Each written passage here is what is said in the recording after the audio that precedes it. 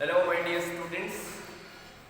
Previous class हमने finish करी थी इंटरफेरेंस की और आज हम वेव ऑप्टिक्स का एक नया टॉपिक स्टार्ट कर रहे हैं जिसका नाम क्या है, डिफ्रैक्शन ऑफ लाइट। डिफ्रैक्शन का वर्ड का मीनिंग होता है बेंडिंग, ठीक है। इसका मतलब है बेंडिंग ऑफ लाइट हमको पढ़ना है। तो सिंपल सी डेफिनेशन ये हो जाएगी।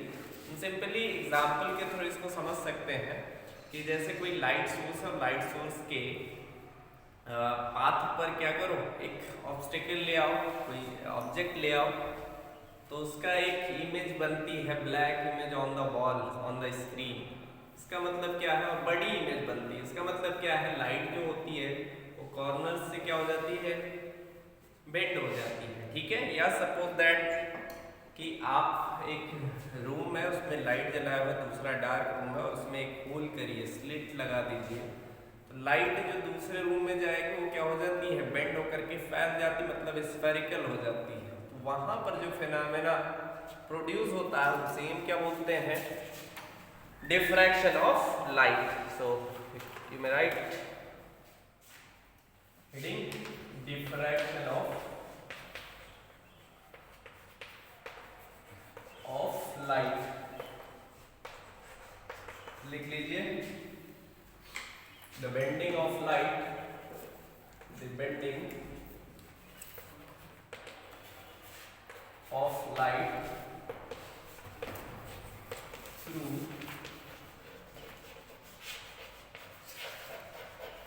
sharp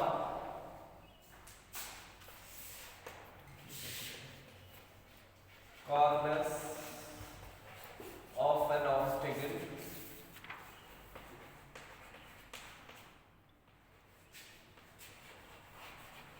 ठीक है, placed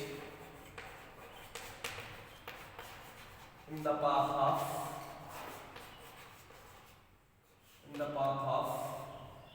light source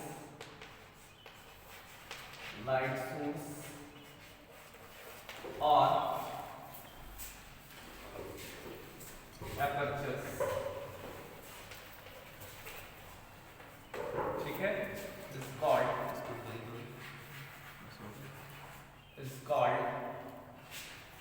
diffraction of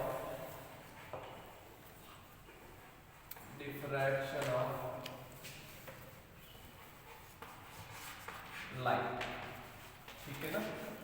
The bending of light through sharp corners of an obstacle placed in the path of light source और apertures, या apertures के थ्रू जो लाइट होती है, बेंडिंग होती है, उसे हम क्या बोलते हैं, डिफ्रैक्शन ऑफ लाइट, ठीक है ना।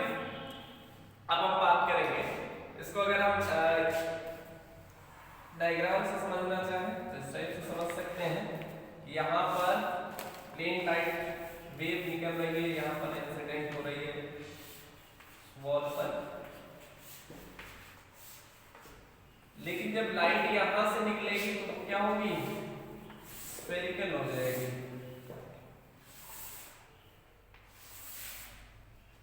यहाँ पर जो लाइट सोर्स निकलेगी वो कैसे होगी बेटा, स्फेरिकल हो जाएगी। तो यहाँ से हम कह सकते हैं ये प्लेन वेव फ्रंट है, प्लेन वेव फ्रंट, और ये क्या हो जाएगा, spherical wave front, spherical wave front, ठीक है। आगे लिखेंगे there are two types of diffraction, देयर आर two types of diffraction,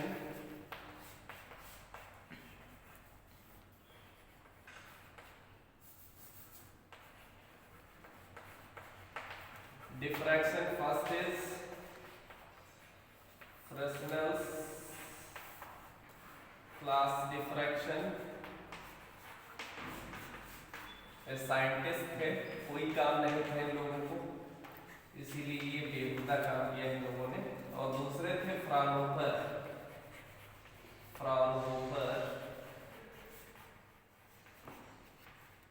class diffraction.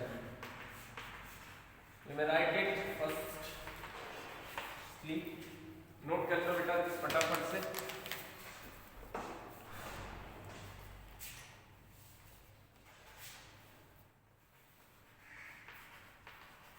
फ्रेस्नेल्स class diffraction and Fraunhofer class diffraction.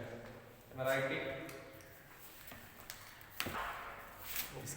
अब हम बेटा ये दोनों अलग अलग क्लासेस के बारे में समझेंगे कि फ्राउनहोफर क्या करते थे और फ्रेस्नेल्स क्या करते थे।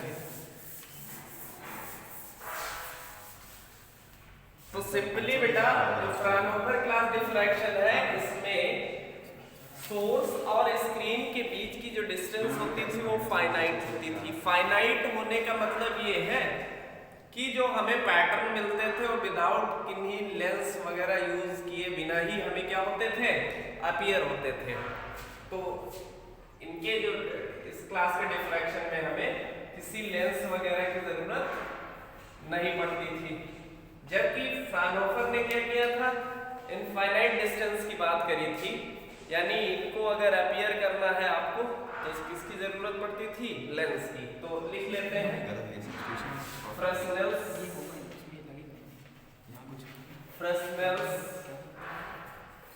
Class diffraction.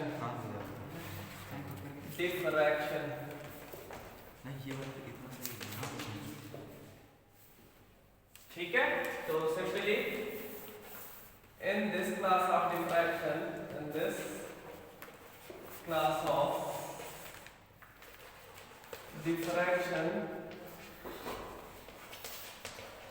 distance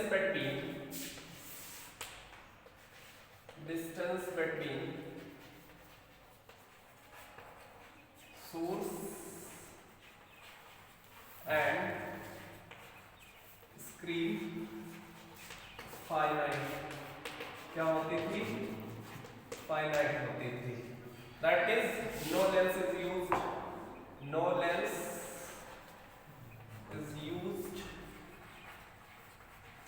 for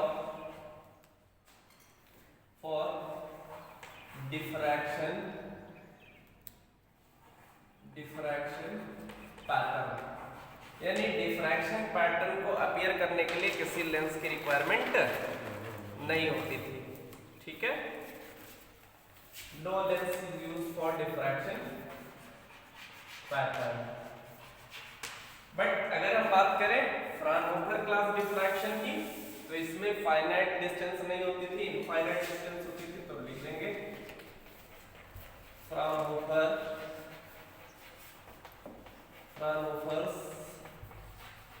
class diffraction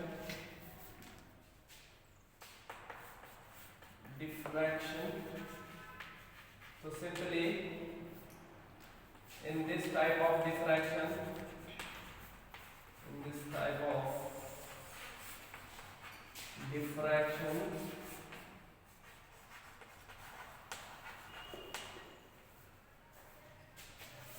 the distance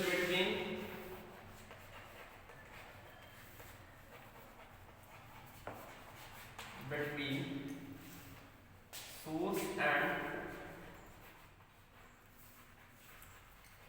screen is infinite and hence a lens is used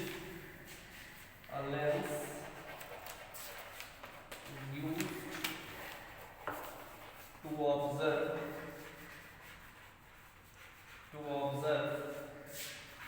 diffraction pattern।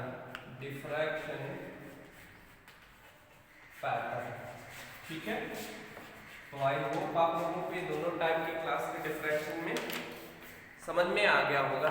ठीक है, फटाफट से नोट डाउन कर लो। चलिए अब हम पढ़ेंगे बेटा ज्योमेट्रिकल अरेंजमेंट ऑफ डिफ्रैक्शन। ठीक है, तो put the heading geometrical arrangement of diffraction. ठीक है, चलिए देखते हैं। यहाँ पर सपोज दैट एक लाइट सोर्स है S, हाँ लाइट सोर्स है बेटा, तो सारी तरफ सब तरफ लाइट निकलेगी। अगर हमको किसी स्लिट पर इसको इसको कंसंट्रेट करना है। क्या करना है बेटा, किसी स्लेट पर। अब ये बहुत थिन स्लेट है, अब यहाँ पे हम इस तरह बना रहे हैं तो बच्चे समझ रहे हैं होल होगा और बहुत बड़ा होगा, ऐसा नहीं है, बहुत मिलीमीटर का होगा, ठीक है, बहुत नैरो स्लेट, ठीक है। तो सपोज दैट यहाँ पर एक सोर्स है बेटा, अब हमको इस स्लेट पर लाइट को फोकस करनी है, तो उसको फोकस करने के लिए हम क्या करेंगे, एक लेंस का यूज करेंगे। जरूरी नहीं है ये लेंस यूज करें, बट कर लेते हैं, ठीक है ना।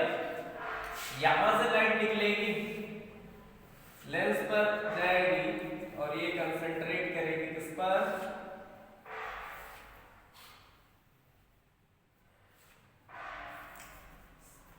इस कॉर्नर पर, ठीक है ना। अब बेटा दो कंडीशन होगी यहां पर, सपोज दैट ये स्क्रीन, दो कंडीशन होगी।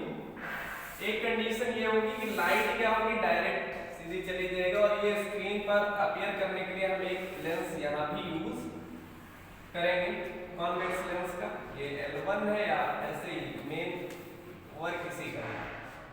तो जो लाइट क्या होगी, सेम फेज में होगी, वो क्या करेगी, कंसंट्रेट करेगी स्क्रीन पर, ठीक है, और वहां पर एक, क्योंकि सेम फेज में होगी ना यहां से जो लाइट जाएंगी, यहां पर क्या होगा, एक प्रिंसिपल मैक्सिमम फॉर्म होगा। प्रिंसिपल मैक्सिमम का मतलब एक ब्राइट फ्रिंज मिलेगी हमें, ठीक है। बट हमें बात किसकी करनी है, जो लाइट बेंड हुई है, क्योंकि हमको पढ़ना है इसमें बेंडिंग ऑफ लाइट। तो यहाँ पर शॉर्ट कॉर्नर से जो लाइट क्या होगी, यहाँ से बेंड हुई है, उसके बारे में पढ़ेंगे। तो यहाँ लाइट बेंड हुई, इस पर इंसिडेंट हुई, और इस पर इंसिडेंट होने के बाद ये क्या हो गई, बेंड हो जाएगी फिर से, और इस टाइप का हमें क्या लगेगा, फिर से देख लेते हैं।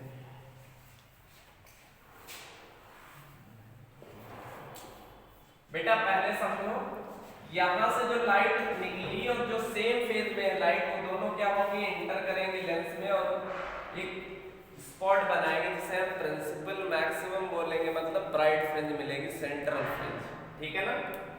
बट जो लाइट क्या हो गई है, डिफ्रेक्ट हुई है, मतलब जो बेंड हुई है शॉर्ट कॉर्नर से, हर तरफ बेंड होगी, इधर भी होगी, इधर भी होगी।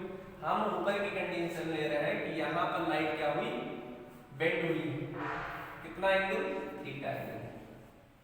अब यहाँ पर इंसिडेंट होगी तो ये क्या होगी, towards the principal axis bend हो जाएगी, यानी इस तरीके से, तो यहाँ पर जाएगी और उसके बाद इस तरीके से बेंड हुई लाइट, ठीक है ना। ये सीधा नहीं है, लाइट बेंड हुई, इसी टाइप से यहाँ गई और इस टाइप से लाइट बेंड हुई, ठीक। अगर हम यहाँ इसकी बात करें तो ये जो स्लिट है इसकी डिस्टेंस बेटा हम मान लेते हैं स्मॉल e, इतनी स्मॉल e थिकनेस है, ये स्लिट की डिस्टेंस है, ठीक है। यहाँ भी ये थीटा एंगल होगा। अगर हम ये जो बेंडिंग ऑफ लाइट है इसको कॉर्नर के, यानी जो स्लिट लिए हैं इसके अप्रॉक्स कंसीडर करें, तो यहाँ से हम क्या करेंगे, एक परपेंडिकुलर ड्रॉ करेंगे, और ये परपेंडिकुलर हम कंसीडर कर लेंगे कितने एंगल पर है, थीटा एंगल पर, यानी जितना बेंडिंग हुआ है उतना ही हमने क्या किया, यहाँ पर एक परपेंडिकुलर ड्रॉ कर लिया है। यहाँ एक पॉइंट P है, ठीक है। इसको फटाफट से बनाओ, फिर हम बात करते हैं। लेट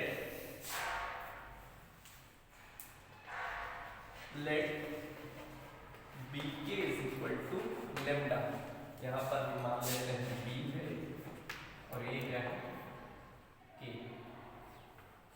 ठीक है ना, और इसको हम ये नॉर्मल कंसीडर कर लेते हैं। यानी जो BK की डिस्टेंस है वो कितना है बेटा, लेमडा है। लेमडा क्या होता है बेटा, वेवलेंथ ऑफ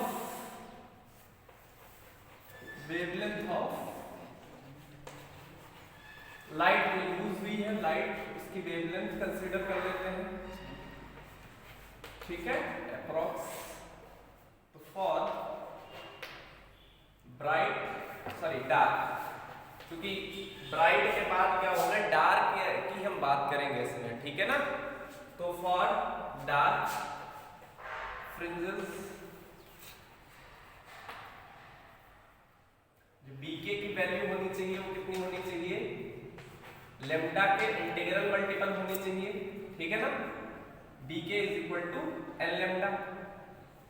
ना अब यहां से बात करेंगे बेटा कि ये बीके की कंडीशन किसके टर्म में निकालनी है हमको, स्लिट के सेपरेशन के टर्म में और इसके अलावा थीटा के टर्म में। बीके का कोई मतलब नहीं है। तो यहां से अगर हम बात करेंगे नाउ इन ट्रायंगल, यहां पर बीके नाम करके क्योंकि पाथ डिफरेंस की बात की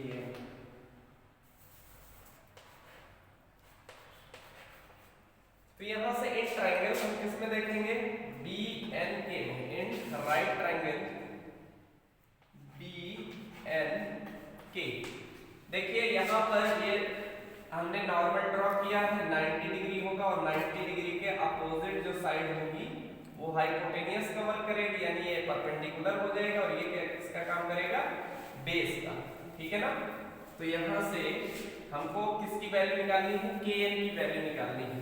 तो इन ट्रायंगल बी के एन, अब हमको परपेंडिकुलर की वैल्यू किसके टर्म में निकालनी है, थीटा और हाइपोटेनियस मतलब ई के टर्म में निकालनी है। तो हम इसमें क्या लेंगे, साइन थीटा। तो यहाँ पर sine theta is equal to हो जाएगा परपेंडिकुलर अपॉन हाइपोटेनियस, ठीक है, यानी के एन अपॉन हाइपोटेनियस की वैल्यू के बी। यहां से के एन की जो वैल्यू आ जाएगी वो क्या आ जाएगी, के बी साइन थीटा, यानी ई साइन थीटा लिख सकते हैं। तो यहां पर हो जाएगा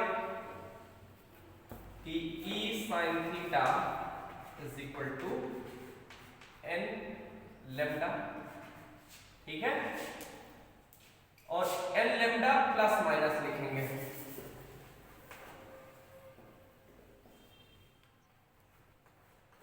plus minus N lambda.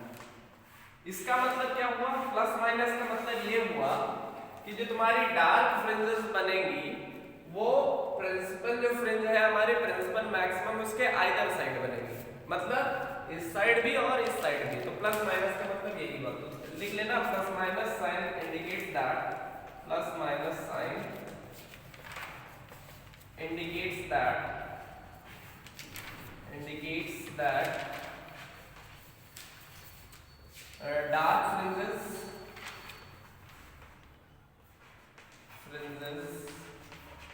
will appear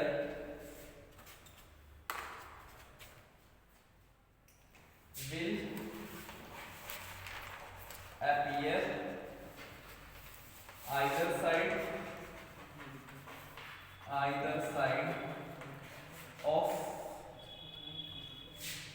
the principal maximum, यानी जो डार्क फ्रिंजेस होंगी वो प्रिंसिपल मैक्सिमम के अप एंड डाउन दोनों तरफ अपीयर होंगी, ठीक है ना। अब हम बात करेंगे n की जो वैल्यू होगी, वेयर n की जो वैल्यू होगी वो क्या होगी, 1 2 3 डॉट डॉट डॉट, यानी 1 2 3 होगी, एक्सेप्ट 0 0 नहीं होगी। क्यों नहीं होगी, 0 because first fringe will be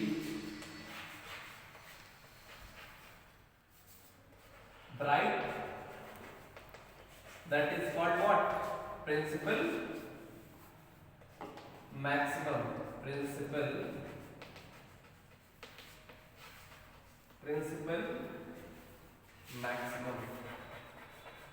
ठीक है ना। प्रिंसिपल मैक्सिमम क्यों होगी बेटा, रीजन है यहाँ पर लाइट सोर्सेज मिलेंगी उनका जो फेज डिफरेंस होगा दोनों का क्या होगा, सेम होगा, और यहाँ पर इसीलिए क्या होगी, ब्राइट फ्रिंज अपीयर होगी। तो ये कंडीशन हो गई बेटा डार्क फ्रिंजेस यानी ब्राइट फ्रिंजेस के बाद जो पहला दूसरा तीसरा जो भी हमको फाइंड करना होगा इनकी जगह हम वैल्यू पुट करेंगे क्या आ जाएगी, पोजीशन आ जाएगी एंगुलर पोजीशन, ठीक है ना, angular position of dark fringes. फटाफट से नोट कर लीजिए, फिर हम ब्राइट फ्रिंजेस की बात करेंगे, सॉरी ब्राइट फ्रिंजेस, यस। तो प्रिंसिपल मैक्सिमम यहां बना, इसके बाद जो कंडीशन आएगी ब्राइट फ्रिंजेस की, वो क्या होगी, λ/2 के इंटीग्रल मल्टीपल होंगी। मतलब जिन लाइट्स का पाथ डिफरेंस λ/2 के मल्टीपल होगा, वो क्या होंगी, ब्राइट होंगी। और उन्हें, क्योंकि प्रिंसिपल मैक्सिमम इसीलिए कहा कि ये सबसे ब्राइटेस्ट स्पॉट होगा, ब्राइटेस्ट फ्रिंज होगी। इसके बाद जो भी फ्रिंजेस बनेंगी उनकी इंटेंसिटी ग्रेजुअली क्या होती जाएगी, डिक्रीज होती जाएगी। इसीलिए हम उन्हें क्या बोलेंगे, सब्सिडायरी मैक्सिमम, यानी उनकी जो इंटेंसिटी होगी बहुत ही लेस होगी। और वो जैसे जैसे हम डिस्टेंस इंक्रीज करते जाएंगे वैसे वैसे उनकी जो इंटेंसिटी है वो क्या होती जाएगी, डिक्रीज होती जाएगी, ठीक है ना। तो उसके लिए क्या कंडीशन है, डार्क के लिए जो पाथ डिफरेंस होना चाहिए वो लैम्डा के क्या होने चाहिए, इंटीग्रल मल्टीपल होनी चाहिए। लेकिन अगर हम क्या कहेंगे कि अगर हम ब्राइट फ्रिंजेस की कंडीशन फाइंड करेंगे इसमें, तो वो क्या होंगी, λ/2 के ऑड इंटीग्रल मल्टीपल होंगी, ठीक है। फटाफट से इसको नोट कर लीजिए, फिर बात करते हैं। ये बेटा कंडीशन थी डार्क फ्रिंजेस की। अगर हम बात करेंगे ब्राइट फ्रिंजेस की, तो लिखोगे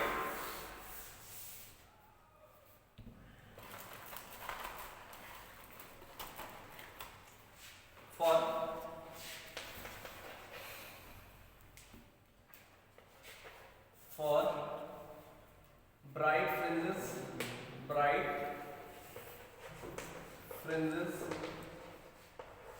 जिसे हम सब्सिडायरी मैक्सिमम बोलेंगे, ई साइन थीटा की जो वैल्यू होनी चाहिए वो क्या होनी चाहिए, integral multiple, all integral multiple of 2n+1 odd integral multiple of λ/2, यानी पाथ डिफरेंस किसके इक्विवेलेंट होना चाहिए, λ/2 का ऑड इंटीग्रल मल्टीपल, ठीक है ना। तो यहाँ भी ये प्लस माइनस होगा, और इस कंडीशन को ही हम क्या बोलते हैं, ब्राइट फ्रिंज की कंडीशन हो गई, और ये क्या हो गई, डार्क फ्रिंज की कंडीशन। अगर हम इसको ग्राफ में समझना चाहें तो इस तरह से समझ सकते हैं।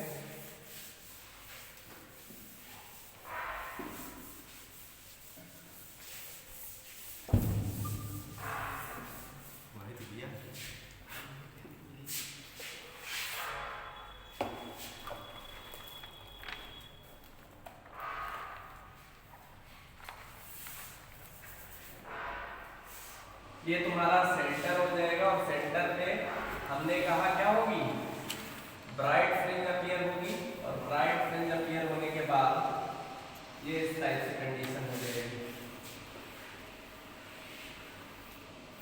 ब्राइट के बाद ये डार्क, फिर ब्राइट, फिर डार्क, फिर ब्राइट। अब यहाँ पर हम देख रहे हैं कि इनकी जो पोजीशन है वो क्या होती जाएगी, ग्रेजुअली डिक्रीज होती जाएगी, ब्राइट की है, और इन्हें क्या बोलते हैं, सब्सिडायरी मैक्सिमम। ये हो जाएगी प्रिंसिपल मैक्सिमम, प्रिंसिपल मैक्सिमम, या सेंट्रल फ्रिंज बोलेंगे इसे हम, और सेंट्रल फ्रिंज, ठीक है। ये तुम्हारी हो जाएगी पोजीशन 0 की। अगर हम बात करें बेटा यहाँ पर एंगुलर पोजीशन निकालना है, तो साइन थीटा को हम क्या अप्रॉक्स थीटा लिख सकते हैं, और थीटा बराबर क्या हो जाएगा, 1 2 3 पुट करोगे तो यहाँ पर आ जाएगा प्लस माइनस, इसमें 0 भी पुट किया जाएगा, तो 0, 1 पुट करोगे तो 3π/3 λ/2e आ जाएगा, ठीक है ना, 3/2 λ/e। इसके अलावा 2 पुट करोगे तो आ जाएगा 2 2 4 1 5 λ/2e, और इसी तरीके से ये, ठीक है, प्लस माइनस। तो ये पोजीशन है किसकी, मैक्सिमम की, सब्सिडायरी मैक्सिमम की। और अगर हम इसकी पोजीशन निकालें, एंगुलर पोजीशन साइन थीटा का है, तो ये आ जाएगा 0 नहीं पुट किया जाएगा डार्क की कंडीशन में, तो यहाँ पर क्या आ जाएगा, 1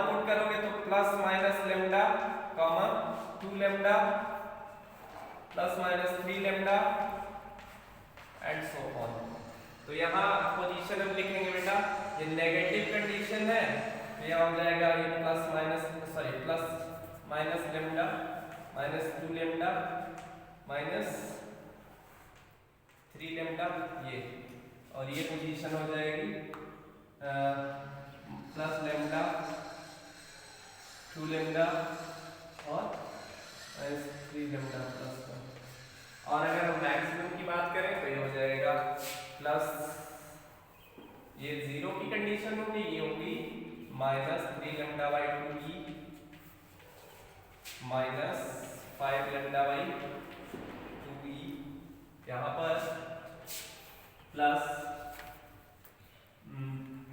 कितना 3 lambda by 2 E 5 lambda by 2 ई, ये ठीक है। तो नोट डाउन कर लीजिए इसको, फिर हम बात करेंगे एंगुलर पोजीशन ऑफ या angular width of central maximum. Note down it.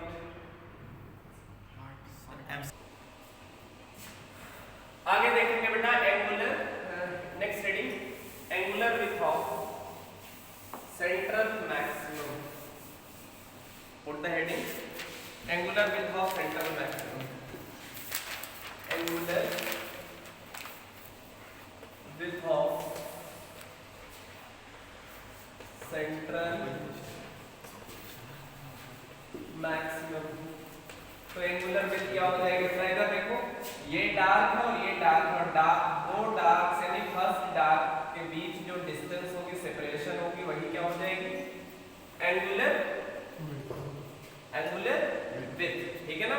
तो simply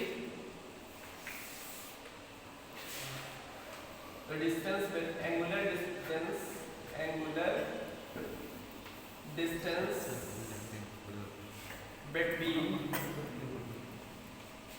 between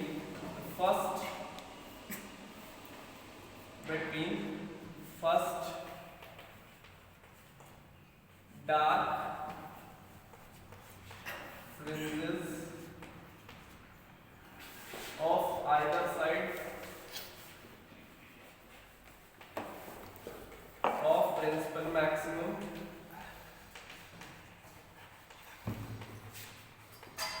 is called angular width, that is यहाँ से हम 2 थीटा इज इक्वल टू क्या लिख सकते हैं, इधर देखो ना, यहाँ से यहाँ के बीच के डिस्टेंस थीटा होगी, तो 2 theta is equal to either side का लेना है ना, दोनों साइड का लेना है। तो यहाँ से लेम्डा बाई ई है और यहाँ से लेम्डा बाई ई है, तो क्या हो जाएगा 2 theta is equal to 2 lambda by E. अब ये मत करना कि 2 से 2 कैंसिल करवा दिया और ले आए, ठीक है ना। ये बेटा एक तरफ की पोजीशन है हमारी लेम्डा बाई ई, ठीक है। तो दोनों तरफ की अगर पोजीशन निकालनी है तो हम ये डायरेक्टली लेम्डा बाई ई निकालेंगे, लेकिन अगर विड्थ निकालनी है तो क्या करेंगे 2 से मल्टीप्लाई करेंगे, ठीक है ना। आगे लिख लेंगे if the distance between screen and source is D, capital D, then यहाँ लीनियर कंडीशन क्या आ जाएगी, लीनियर पोजीशन। तो यहाँ से हम 2x को लिख सकते हैं 2 लेम्डा ई अपॉन में इनटू में कैपिटल D, ठीक है। ये लीनियर डिस्टेंस हो गया। अगर हम बात करें लेंस यूज किया था ना, एक लेंस यहाँ पर लगाया था और स्क्रीन यहाँ पर लगाया था इस सेपरेशन के बीच, तो कभी कभी डी ना दे करके इसके बीच की डिस्टेंस ना दे करके लेंस की डिस्टेंस या फोकल लेंथ दे देते हैं, फोकल लेंथ। तो यहाँ पर देखो फोकल लेंथ इसीलिए दे देते हैं बेटा कि लाइट के वेव्स वहीं मिलेंगे अपने फोकस पर ही। तो यहाँ से हम डी की जगह हम एफ भी दिया जाएगा, तो कोई कंफ्यूजन मत करिएगा कि लेंस कहाँ से आ गया। तो 2 लेम्डा अपॉन ई इनटू में एफ भी हो सकता है, focal length of lens. F क्या है, फोकल लेंथ ऑफ लेंस। तो ये बेटा आपका टॉपिक था डिफ्रैक्शन से, it is more than sufficient, इससे ज्यादा और कहीं से नहीं आता है क्वेश्चन, ज्यादा से ज्यादा आपके इससे रिलेटेड न्यूमेरिकल देंगे, बाकी डेफिनेशन पूछ सकता है, ठीक है, आपके सिलेबस में इससे ज्यादा नहीं है। हम न्यूमेरिकल्स करेंगे नेक्स्ट क्लास में और उसके बाद स्टार्ट करेंगे आपका एक नया टॉपिक जिसका नाम है पोलराइजेशन, ठीक है। सो थैंक यू ऑल, आप इसको अच्छे से स्टडी करिएगा, थैंक यू।